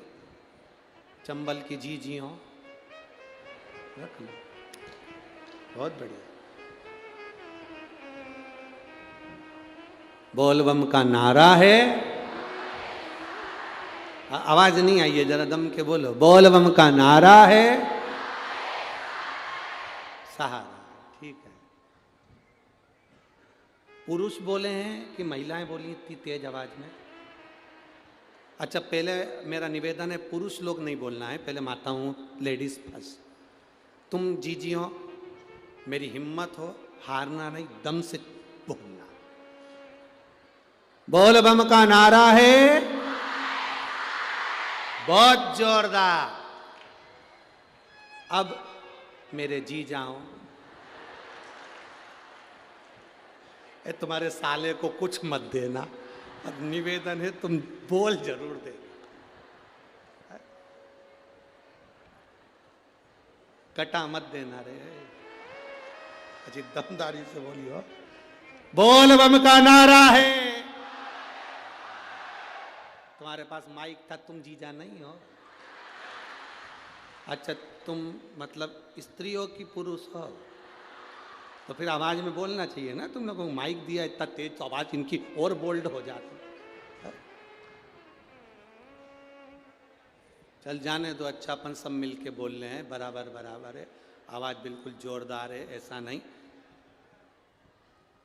फिर भी हमारी जीजी की है सरकार, जीजा पानी भरे। फिर भी दमदारी तो चीज ही है, बहुत जोरदार बोलिए हो। बोल सीताराम सरकार की, गदरौआ धाम श्री हनुमान जी महाराज की।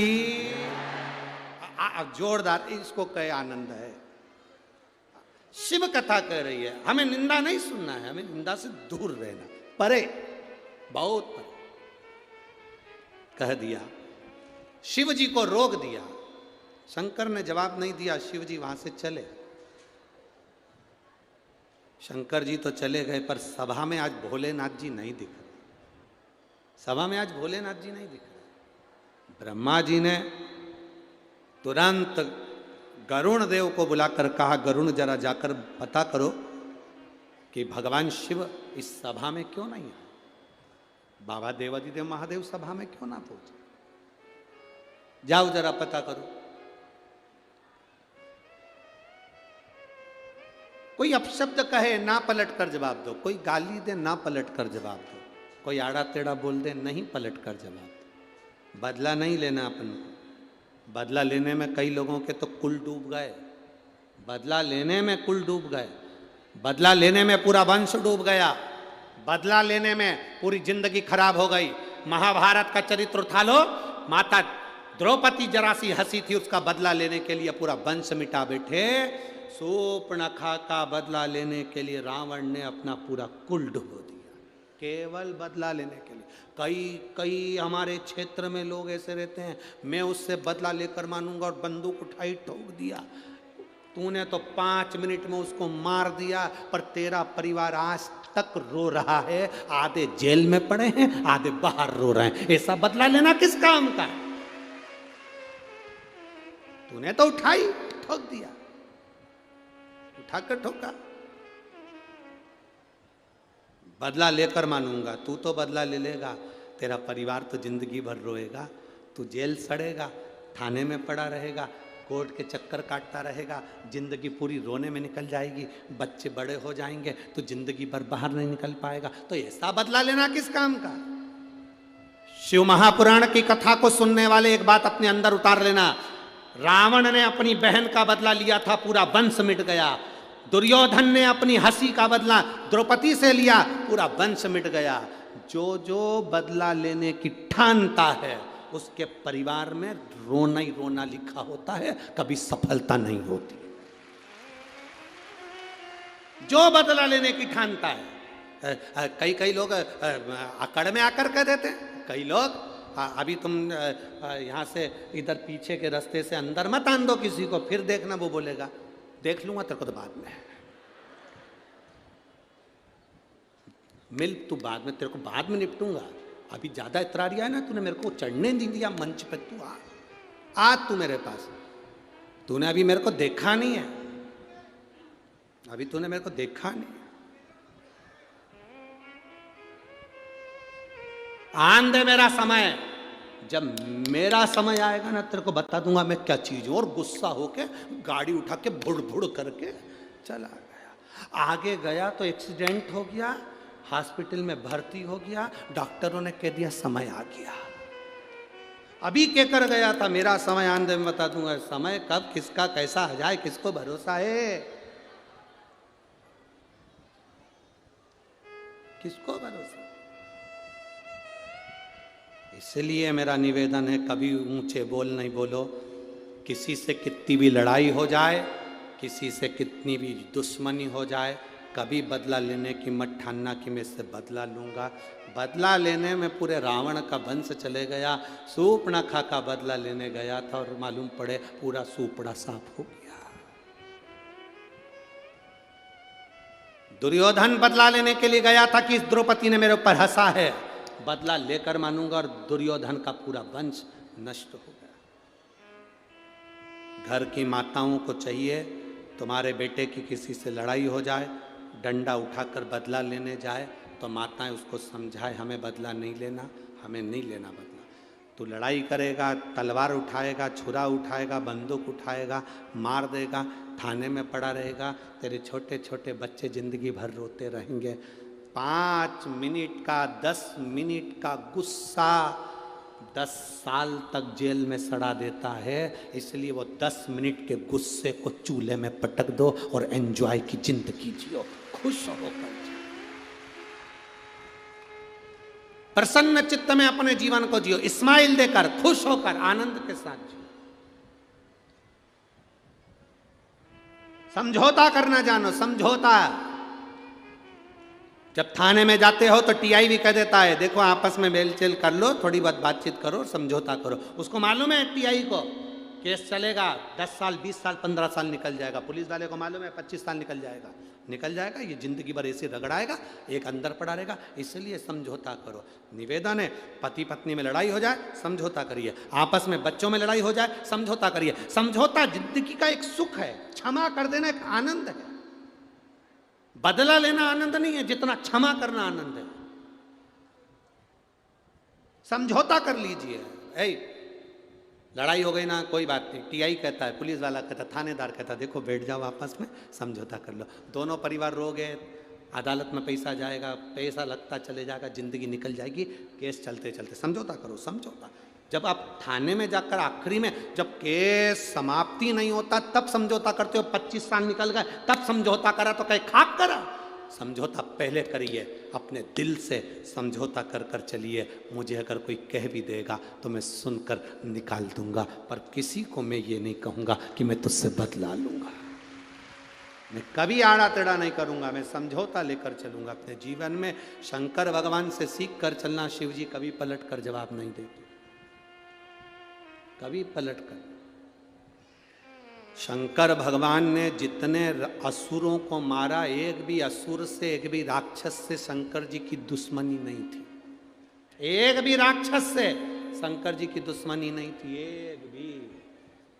तुम अंदाजा लगा कर देखो, वो भस्मासुर राजा था, एक बार प्रवचन सुन लिया उसने, और प्रवचन सुनकर भस्मासुर ने विचार कर लिया मैं भगवान शंकर की पूजन करूंगा। शिव जी की पूजन में लग गया। लोग कहते भस्मासुर था, असुर था, राक्षस था। हम कहते उसके बराबर भक्त नहीं था भस्मासुर के बराबर। लोग कहते ताड़कासुर असुर था, राक्षस था। हम कहते ताड़कासुर के बराबर कोई भक्त नहीं था। शंकर जी ने जिसको मारा सब उनके भक्त थे। भस्मासुर राजा था। पत्नी ने पूछा क्या कर रहे हो? शिव जी की आराधना। शंकर का शिवलिंग बनाता, पूजन करता। शंकर भगवान उसकी तपस्या से प्रसन्न हो गए। मांग तुझे क्या चाहिए? भस्मासुर ने कहा आपके चरणों की सेवा दे दो, मेरे को अब राजपाट नहीं करना, मुझे तुम्हारी सेवा करना है। शंकर भगवान ने कहा मेरे पास सब है, नंदी है, भृंगी है, श्रृंगी है, पत्नी है, सर्प है, गंगा है, सब है, मुझे तेरी जरूरत नहीं है। नहीं नहीं नहीं, मैं तो आपकी सेवा करूंगा चाहे कुछ भी हो जाए, मुझे तो आपकी सेवा करना है, आप मुझे सेवा में रखो। शंकर भगवान ने कहा तो फिर एक काम कर, पार्वती जी से पूछा इसको कौन सी सेवा दें। पार्वती जी ने कहा एक काम करो, इसको भस्म लाकर चढ़ाने की सेवा दे दो। भस्म चढ़ाने की सेवा? हाँ। पार्वती जी के कहने पर शंकर भगवान ने भस्मासुर से कहा तू जा भस्म लाना, मेरे पर चढ़ाना। शमशान की भस्म मुझ पे चढ़ना चाहिए, इसके सिवाय कुछ भी नहीं। मुर्दे की भस्म मुझे चढ़े, उसके सिवाय कुछ नहीं। अब भस्मासुर शमशान जाता, वहाँ से भस्म लाता, शिव जी को चढ़ा देता। शंकर बड़े खुश रहते, रोज यही करता, प्रतिदिन सुबह जाना, भस्म लाना, चढ़ाना। 6-7 महीने निकल गए, 1 साल निकल गया, 4 साल निकल गए। चौथे साल में भस्मासुर शमशान में भस्म ढूंढता रहा पर मिली नहीं, क्योंकि कोई मर ही नहीं रिया था। कोई मरे जले तो भस्म आए, अब कोई मरे ही नहीं तो भस्म कहां से आए?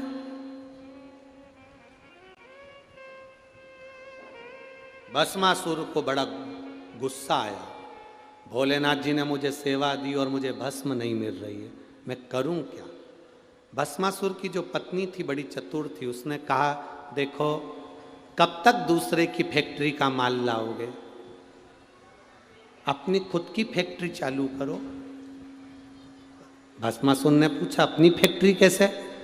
पत्नी ने कहा शंकर जी की तपस्या करो, वर मांगो, जिस पर तुम हाथ रखो वो भस्म हो जाए, उसी की भस्म शंकर जी को चढ़ा देना, अपनी कंपनी का माल चलता रहेगा। रोज कहीं ढूंढने जाना नहीं पड़ेगा, किसी के ऊपर हाथ रख देना, भस्म हुआ, उठाया और चढ़ा दिया। कहाँ तक दूसरे की फैक्ट्री का माल लाओगे? अपनी खुद की फैक्ट्री चालू करो। सुन लिया भस्मासुर ने, लग गया तपस्या में। भस्मासुर ने तपस्या करी, शिव जी सामने आ गए, मांग तुझे क्या चाहिए, आशीर्वाद दो, जिस पे हाथ रखूं वो भस्म हो जाए। शंकर भगवान भी अड़भंगे थे, उनने कह दिया तथास्तु। खुश होकर भस्मासुर घर गया। खुश होकर जैसे ही भस्मासुर घर गया, पत्नी को देखकर आनंदित हो गया। मैं तुझे गले लगाना चाहता हूं। क्यों? तेरे कहने पर मैंने शंकर जी से वर मांग लिया, आज अपनी फैक्ट्री चालू हो गई, मैं तुझे गले लगाना चाहता हूं।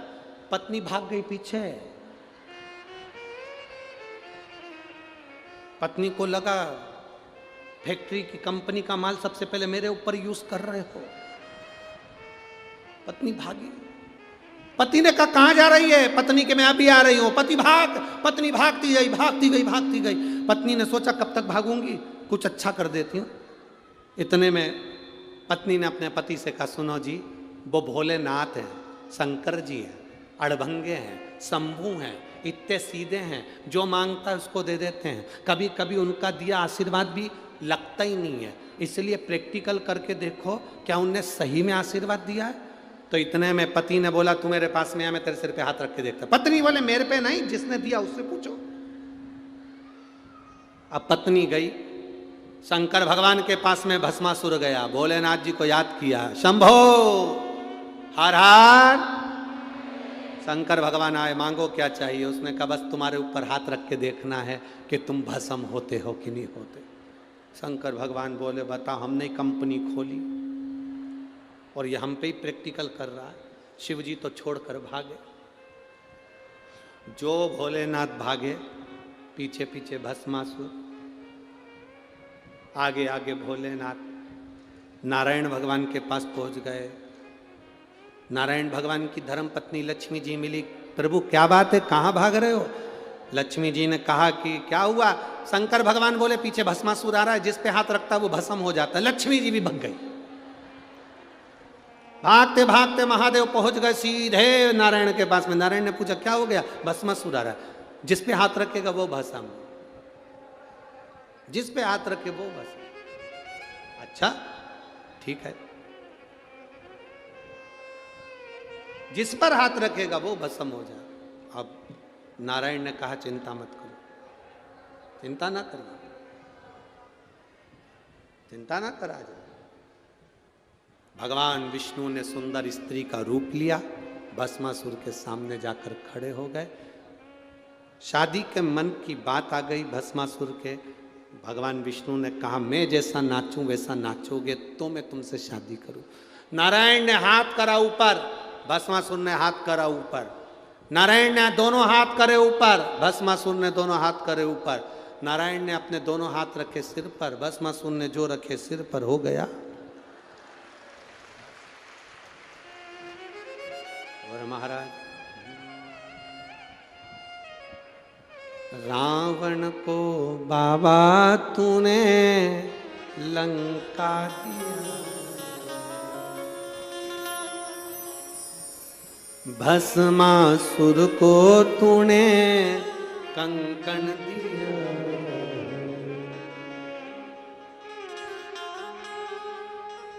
शिवा नमस्तु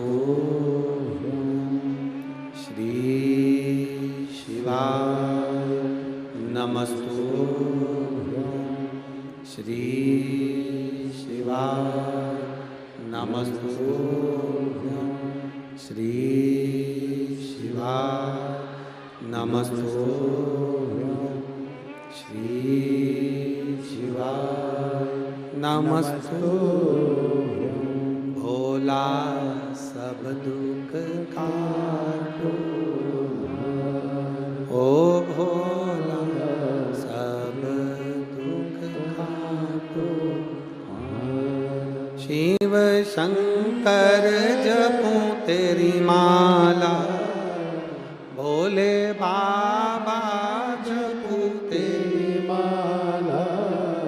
भोला सब दुख काटो, ओ भोला सब दुख है मंगल मंगलकारी, वैश्य है मंगल मंगलकारी, शमशान वासी हमारा, शमशान वासी हमारा, ओ सब दुख काटो ओ सब दुख काटो।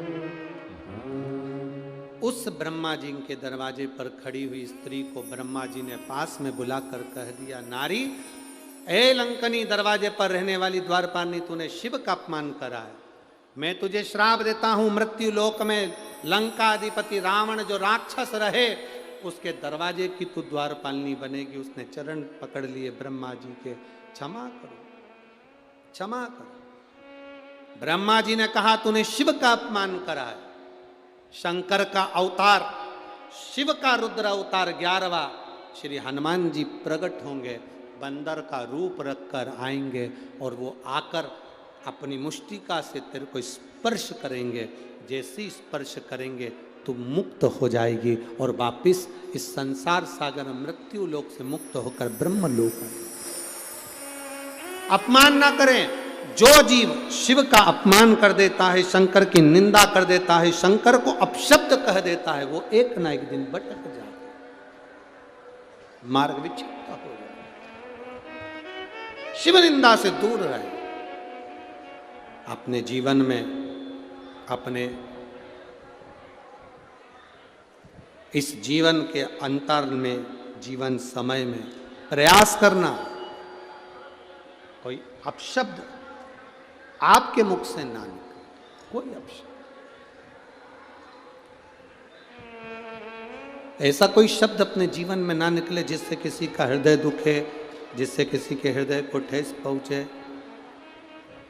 किसी को अपशब्द निकले, किसी को आड़ा टेढ़ा निकले। अपने जीवन में वो शब्द ना, ऐसा शब्द ना निकले। प्रयास करो। लंकनी बन गई हनुमान जी, शास्त्र कह रहा है हनुमान किसी स्त्री को कैसे छुए, वहां हनुमान नहीं छुए। शिव महापुराण की कथा कहती है, बाबा भोलेनाथ के रूप में 11वां जो रुद्र अवतार है श्री हनुमान जी महाराज, उनके मुष्टिक प्रहार से लंकनी का देह छूट, देह छूट।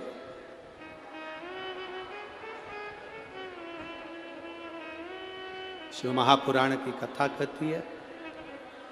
मेरा माइक वाले भैयाओं से निवेदन है, जो खोया पाया केंद्र पर माइक चला रहे हैं, उनसे हाथ जोड़कर निवेदन करते हैं कि कथा चलते समय पर कथा पूरी विराम ना हो तब तक आप खोया पाया केंद्र से कोई संबोधन ना करें। कल भी कहा था, परसों भी कहा था, सूचना कथा के मध्य में ना बोले, कथा के बाद बोले, जो भी सूचना देना है। शिव महापुराण की कथा कर रहे, भगवान शंकर का संवाद कर रहा, शिव तत्व कह रहा। आप जितना शंकर को, ये नहीं कि असुर प्रवृत्ति, तारकासुर तो असुर था, राक्षस था। तारकासुर राक्षस है, असुर है।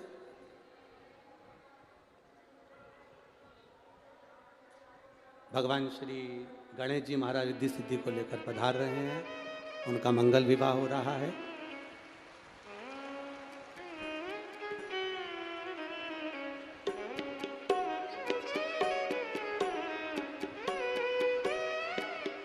रिद्धि सिद्धि भगवान श्री गणेश जी के महाराज के गले में जयमाला पहना रही हैं। गणेश जी रिद्धि सिद्धि के गले में जयमाला पहना रहे हैं। जोरदार ताली बजाकर स्वागत करें।